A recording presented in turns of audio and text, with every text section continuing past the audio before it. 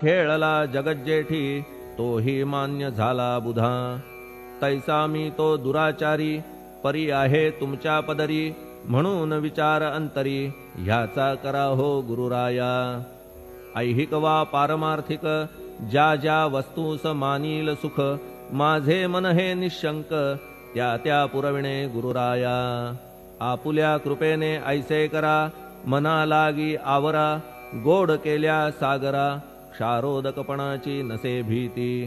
सागरा गोड करण्याची शक्ती आपणा मध्ये साची। म्हणून दास गणूची याचना ही पुरी करा। कमीपणा जो जो माझा तो तो अवघा तुझा। सिद्धांचा तू आहेस राजा कमीपणान बरवा तुझसी। आता कशास्तव बोलू फार तूच माझा आधार। शिशु मातेच्या कडेवर असल्या निर्भय सहजची। असो ह्या स्तोत्रासी जे जे वाचतील प्रेमेसी।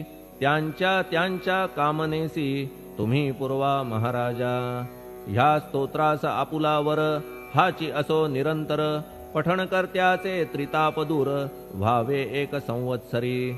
शुचिर्भूत होऊन नित्य स्तोत्र करावे पठण। शुद्ध भाव ठेवून आपुलिया मानसी। हे अशक्य असले जरी तरी प्रत्येक गुरुवारी। सद्गुरुमूर्ती अंतरी आणून पाठ करावा। तेही अशक्य असल्यास प्रत्येक एकादशीस वाचणे ह्या स्तोत्रास कौतुक त्याचे पहावया। स्तोत्रपाठका उत्तम गती अंती देईल गुरुमूर्ती। ऐहिक वासना सत्वरगती त्यांची पुरवून श्रोते हो। ह्या स्तोत्राच्या पारायणे मंदबुद्धी होतील शहाणे। कोणा आयुष्य असल्या उणे तो पठणे होय शतायू। धनहीनता असल्या पदरी कुबेर येऊन राबेल घरी। हे स्तोत्र वाचल्यावरी सत्य सत्य त्रिवाचा।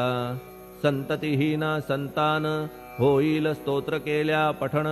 स्तोत्र पाठकाचे संपूर्ण रोग जातील दिगंतरा। भयचिंता निवेल मान मान्यता वाढेल। अविनाश ब्रह्म कळेल नित्य स्तोत्राच्या पारायणे। धरा बुध हो स्तोत्राविषयी विश्वास आपुल्या मानसी। तर्क वितर्क कुकल्पनेसी जागा मुळी देऊ नका।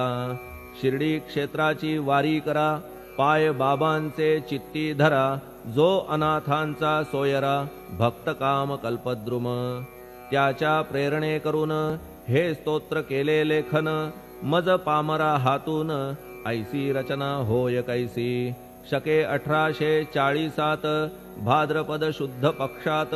तिथी गणेश चतुर्थी सत्य सोमवारी द्वितीय प्रहरी। श्री साईनाथ स्तवन मंजरी पूर्ण झाली महेश्वरी। पुनीत नर्मदेच्या तीरी श्री अहिल्ये सन्निध। महेश्वर क्षेत्र भले स्तोत्र तेथे पूर्ण झाले। प्रत्येक शब्दासी वदविले श्री साईनाथे शिरुनी मनी। लेखक शिष्य दामोदर ह्यास झाला साचार। दास गणू मी किंकर अवघ्या संत महंतांचा। स्वस्ति श्री साईनाथ स्तवन मंजरी तारक हो भवसागरी। हेच विनवी अत्यादरी दासगणू श्री पांडुरंगा।